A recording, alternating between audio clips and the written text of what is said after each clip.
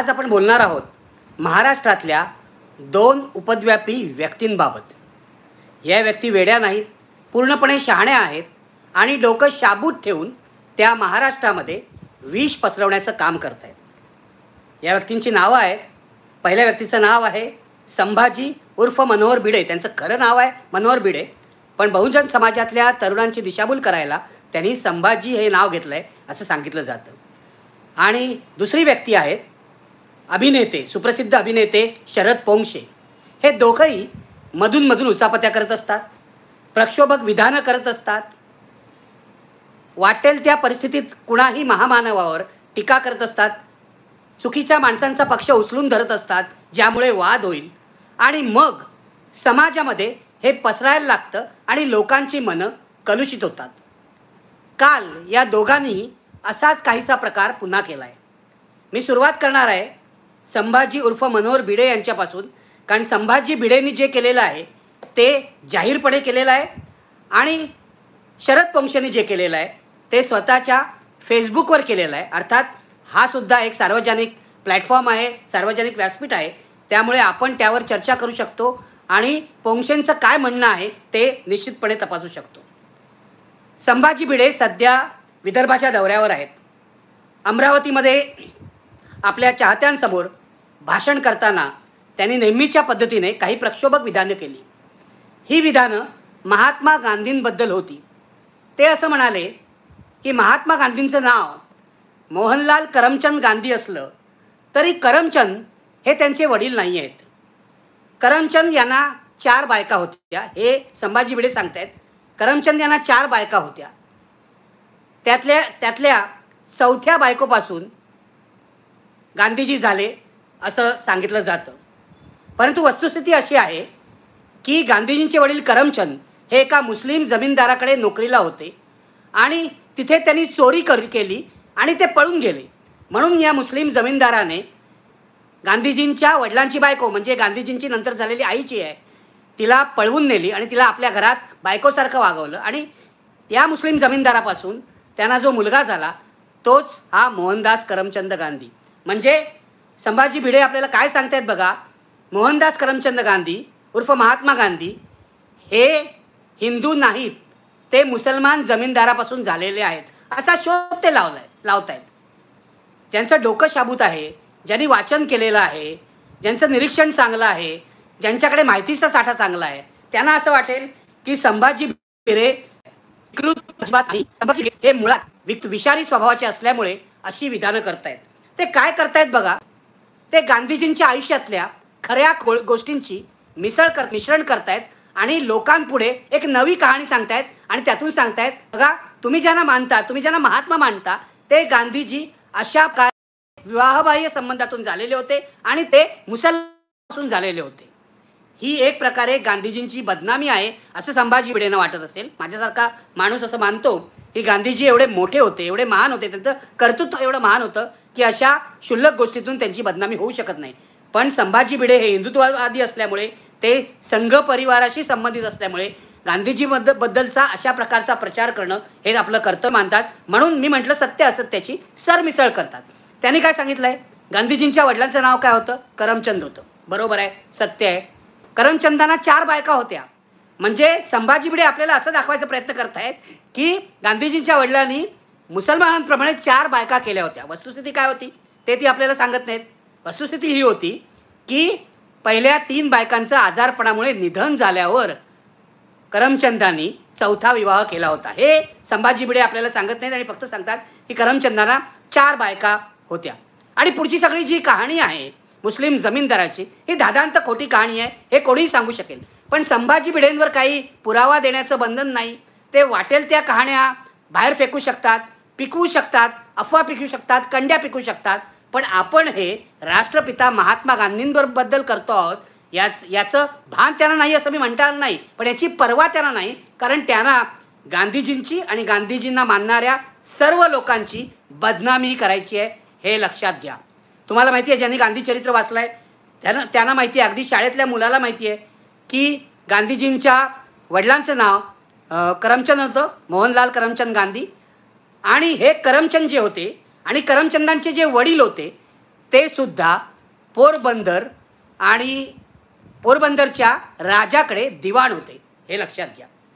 पोरबंदरच्या राजाकडे ते दिवाण होते.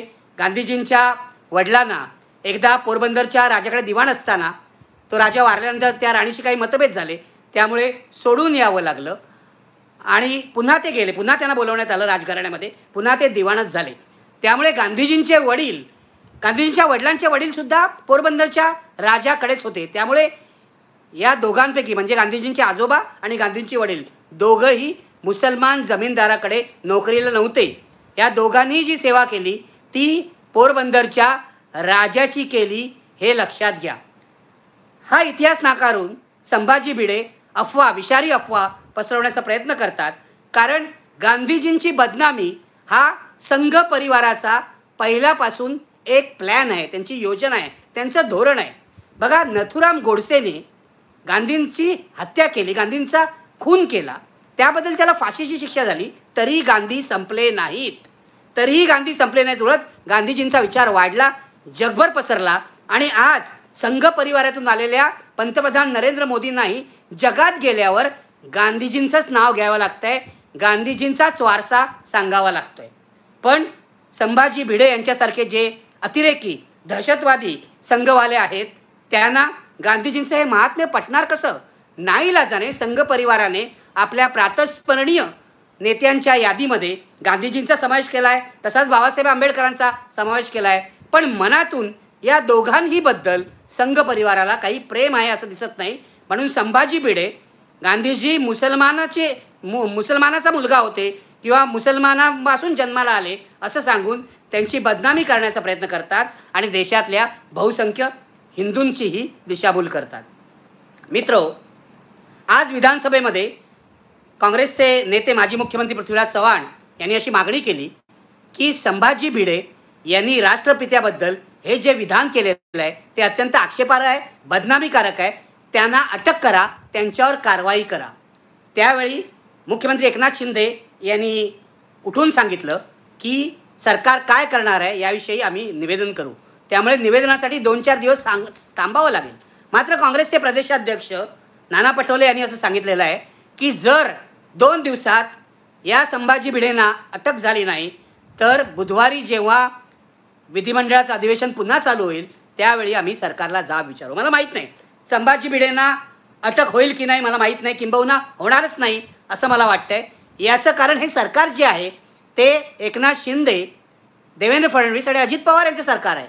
यातल्या अजित पवारांना कोणत्याच विचारांशी काय देणं घेणं नाही. पण पहिले दोघे ते हिंदुत्ववादी आहेत आणि दोघंही या विकृत डोक्यांच्या संभाजी भिडेंना आपले गुरु मानत आहेत. नरेंद्र मोदीसुद्धा त्यांना आपले गुरु मानत आहेत. त्यांच्या कार्यक्रमाला सुद्धा गेले होते, त्यांच्या पायाही पडले होते, त्यांचा आशीर्वादही घेतला होता. अशा माणसाला शिंदे, फडणवीस आणि अजित पवार, मी वजा अजित पवार म्हणतो, यांचं सरकार अटक करेल अशी शक्यता नाही. या माणसाचा, या संभाजी भिडेचा सगळा इतिहासच असा विकृतीचा आहे, समाजात विष पसरवण्याचा आहे. अलीकडेच कोल्हापूरला दंगल झाली, त्याही वेळी हा संशय होता की जे औरंगजेबाचे फोटो लावून व्हॉट्सॲपवर औरंगजेबाचा DP लावून जे काय वातावरण बिघडवण्यात आलं किंवा चिथावणी देण्यात आली, हे संभाजी भिडे यांच्यासारख्या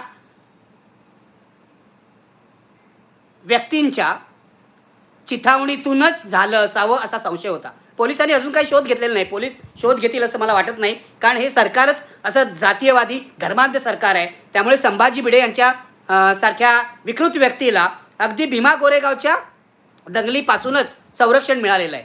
मिलिंद एकबोटे जो हिंदुत्ववादी आहे, पुण्याचा नगरसेवक होता, माजी नगरसेवक, त्याला अटक करण्यात आली. पण संभाजी भिडेंना आजवर कधीही अटक करण्यात आली नाही. आणि आता काँग्रेसवाले पृथ्वीराज चव्हाण त्यांच्या अटकेची मागणी करतायत, ही चांगली गोष्ट आहे. पण या संभाजी भिडेंना यापूर्वी संरक्षण तुमच्याच बरोबर असलेल्या राष्ट्रवादीच्या नेत्यांनी दिलेलं आहे. R.R. पाटील गृहमंत्री असताना त्यांनी त्यांना संरक्षण दिलं होतं. जयंत पाटलांनीही त्यांना संरक्षण दिल्याचं सांगितलं जातं. याचं कारण संभाजी भिडे गड किल्ल्यावर जातात तरुणांना घेऊन, बहुजन समाजातल्या, विशेषतः मराठा समाजातल्या तरुणांना घेऊन, आणि त्यामुळे त्यांना दुखवू नये असं R.R. पाटलांना पण वाटत होतं आणि जयंत पाटलांना पण वाटत होतं.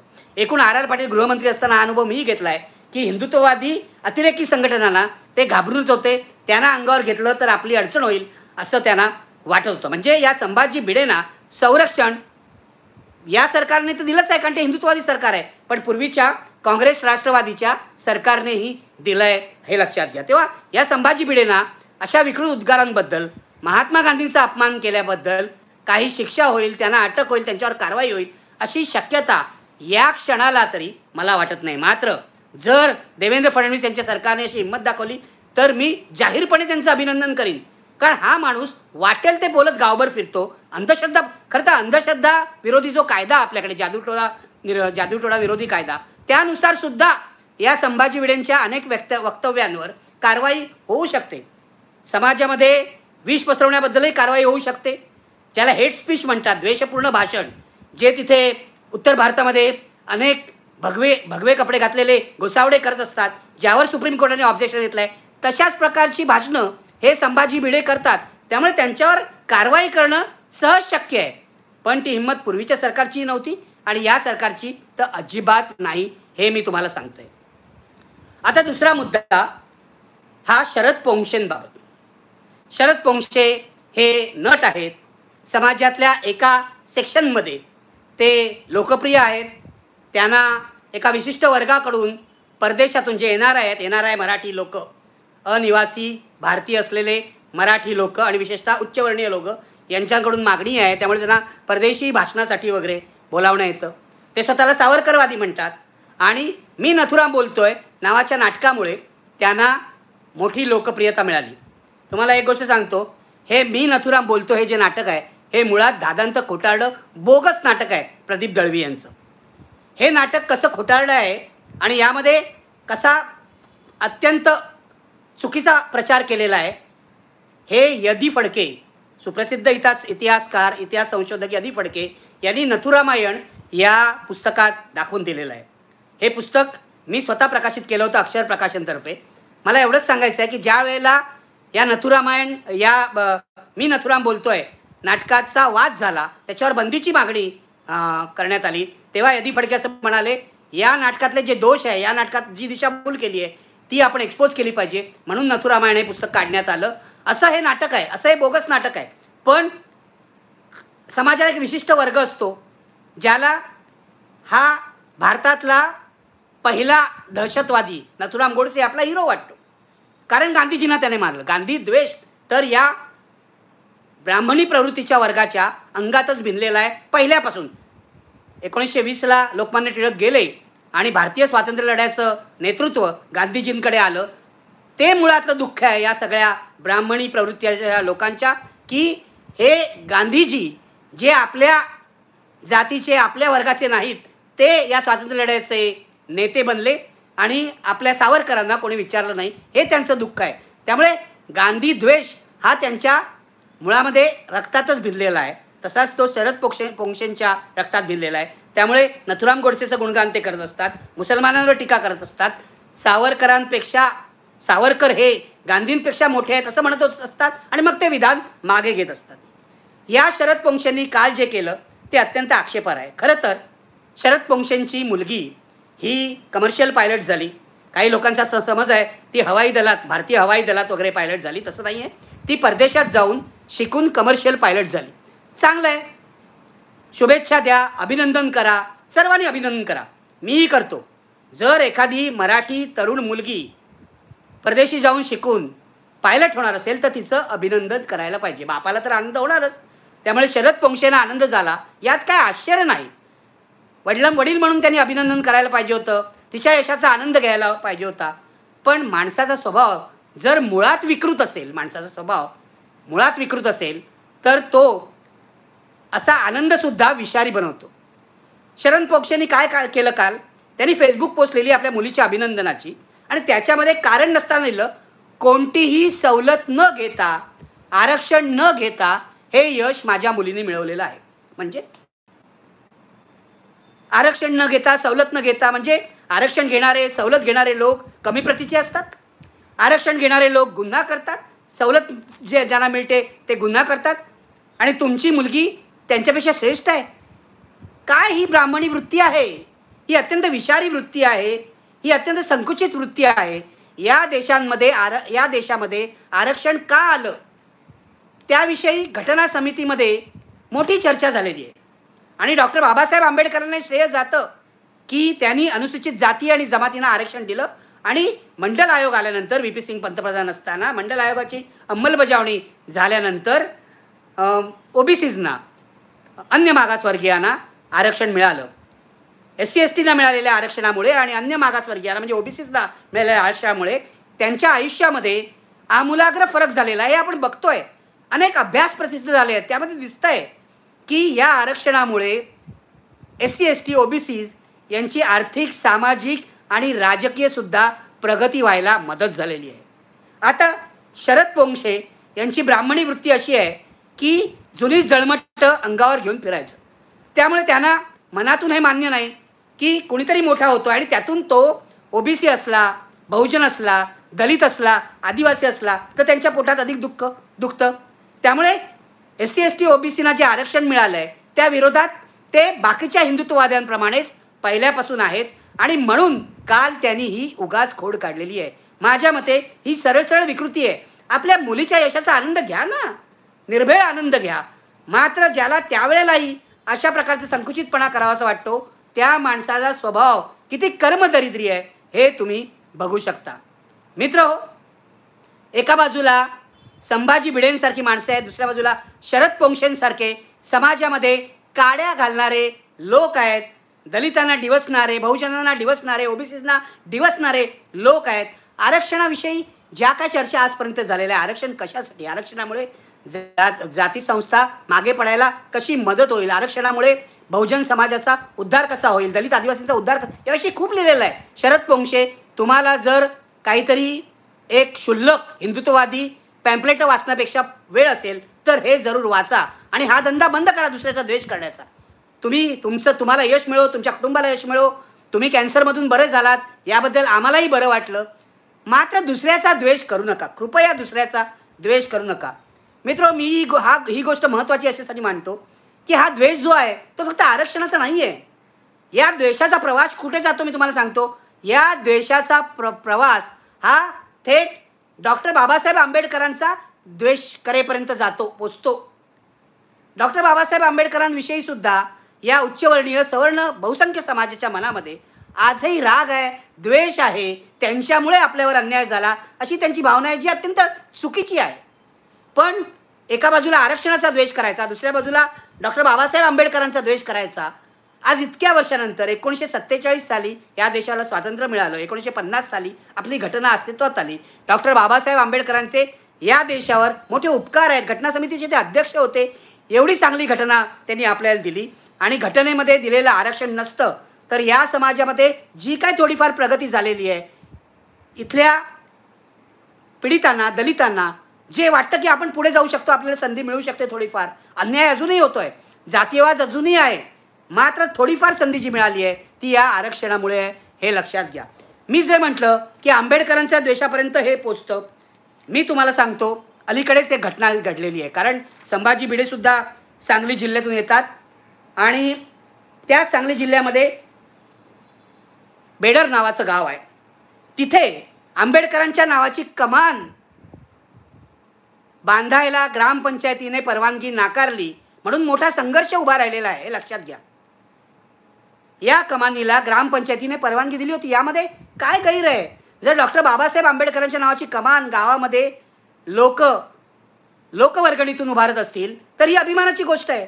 पण गावातल्या काही मुठभर लोकांनी विरोध केला म्हणून ग्रामपंचायतीने दिलेली परवानगी मागे घेतली आणि ही कमान बांधून जवळजवळ पूर्ण झालेली ही कमान पाडून टाकली. त्यामुळे गावामध्ये, दलितांमध्ये, आंबेडकरी जनतेमध्ये असंतोष पसरला आणि ही आंबेडकरी जनता गाव सोडून सामान सुमान घेऊन घराला टाळी ठोकून मुंबईकडे आली. ही घटना किती जणांना माहिती आहे? आलं पेपरमध्ये, आलं थोडीशी आली. महाराष्ट्राच्या दृष्टीने अत्यंत लाजिरवाणी घटना आहे.